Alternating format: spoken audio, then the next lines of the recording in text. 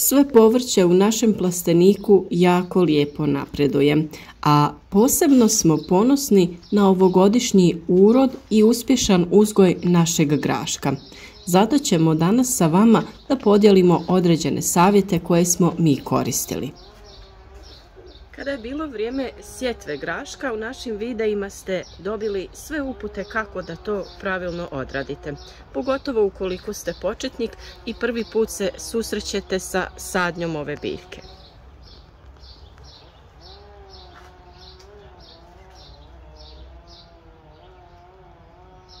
Grašak voli rastresitu zemlju koja je pognojena za prethodnu kulturu i ne voli previše stajskog gnojiva.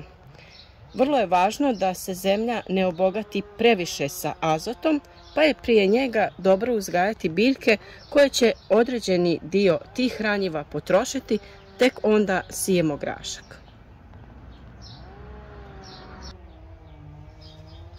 Grašak se sije na razmak od 30 do 40 cm i u svaku kućicu stavlja se 3, 4 ili 5 sjemenki.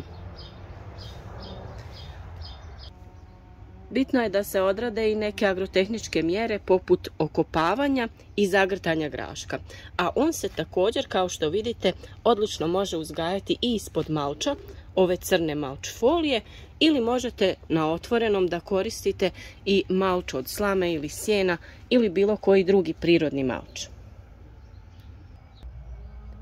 Kod uzgoja graška vrlo korisno je kada imate ispod ovakve folije ili ispod neke druge vrste malča postavljeno navodnjavanje kap po kap sa kojim redovno možete zalijevati vaš grašak, a i na taj način mu možete davati prihranu.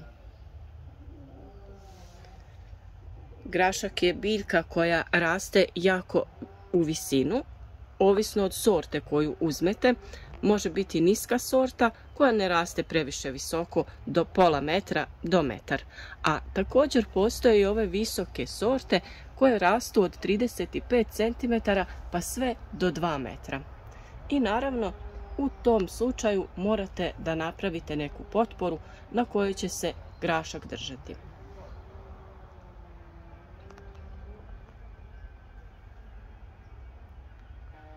Mi smo za uzgoj našeg graška iskoristili mrežu za krastavce, a naravno vi možete to da uradite na mnoge različite načine i o tome imate poseban video na našem kanalu kako da napravite potporu za grašak. Naš grašak je izrastao dosta više od 2 metra i mislimo da je tome zaslužno redovno navodnjavanje te prihrana.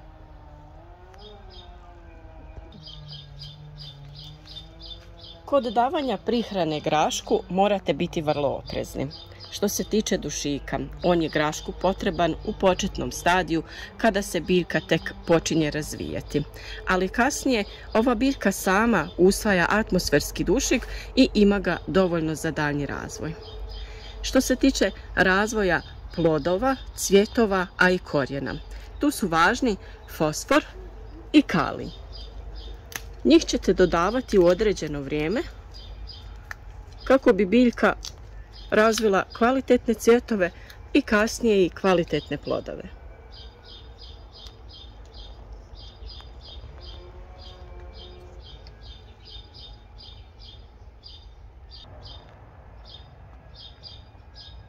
Što se tiče temperatura, ova biljka voli umjerenije godišnje doba, tako da ćemo nju uzgajati više puta godišnje, ali gledati ćemo da to bude u vrijeme kada su temperature malo niže, a ne da nam dozrijeva baš sredinom ljeta kada je previše vruće, jer postoji šansa da će nam onda plodovi biti sitni i da neće biti kvalitetni.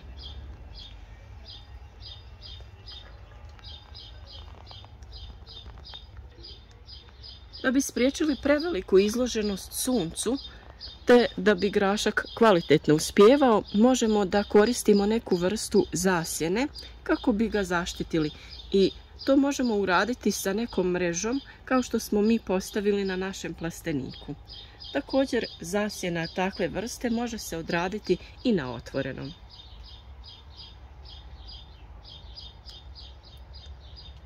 Kada dođe vrijeme za berbu plodova, bitno je da se ta berba vrši redovno i da se beru ovi dozreli plodovi.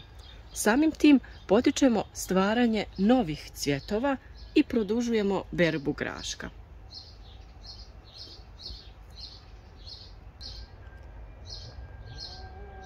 Mi smo grašak sijali oko 20. aprila i sada je on već pri kraju svoje vegetacije. Mi ćemo izvršiti berbu i uklonit ćemo zaostatke ovih biljaka iz našeg plastenika, te ćemo vidjeti da posijemo nešto novo kako bi iskoristili ovaj prostor. Ovim biljkama je bilo potrebno da sazore oko nekih 2 mjeseca, tako da možete planirati da krajem ljeta posijete vaš grašak kako bi on sazorio i stigao prije prvih mrazova, tako da ćete imati veću količinu graška koju ste uzgojili u jednoj godini.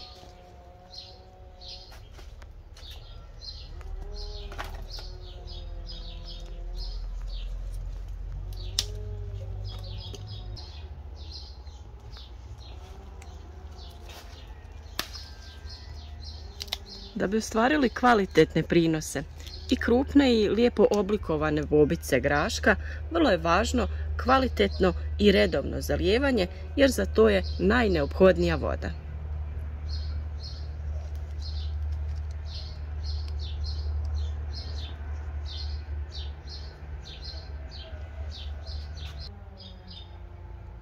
Najbolje je zalijevanje ove biljke obavljati rano ujutro ili predvečer. I bilo bi dobro kada bi se u tom slučaju koristila kišnica.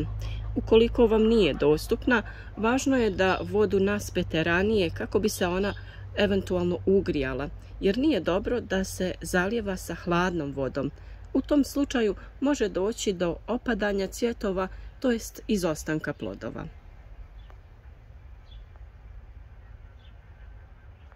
S obzirom da se grašak bere sada, imate prostora da poslije njega posadite različite biljke u vašem vrtu.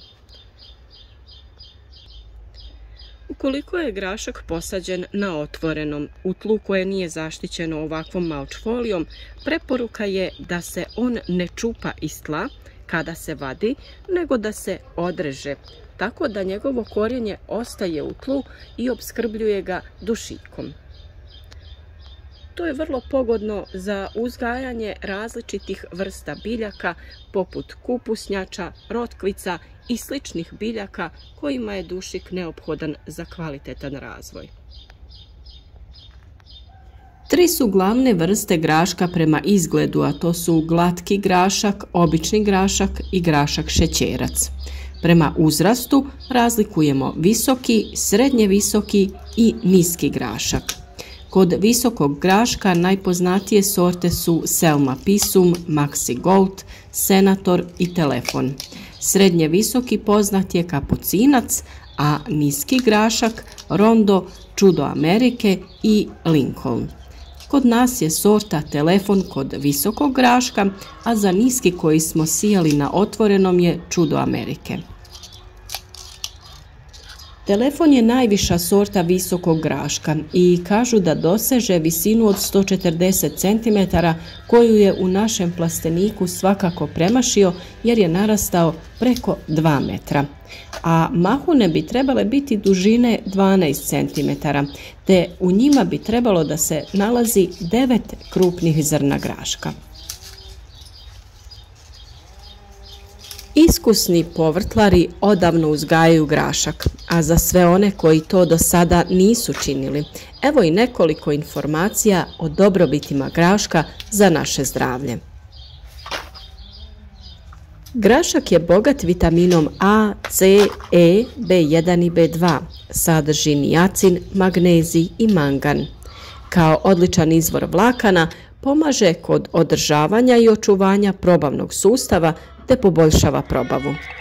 Ojačava naš imunitet, djeluje na umor i bezvoljnost, a budući da sadrži željezo, poboljšava uspješniju izgradnju stanica u krvi. On je bogati vitaminom K, pa možemo zaključiti da je važan za krvožilni sustav, očuvanje i zdravlje naših kostiju. Redovna konzumacija graška može čak eliminirati pojedine bolesti blažeg oblika, ali i ublažiti neka jača oboljenja. Definitivno je grašak biljka koju svakako morate imati u vašem vrtu. Vjerujemo da su vam ovi savjeti bili od pomoći i nadamo se da ćete se družiti s nama i dalje. Zapratite naš kanal, ostavite neki like ili komentar, a naravno mi ćemo se potruditi da svaki dan objavimo novi koristan video.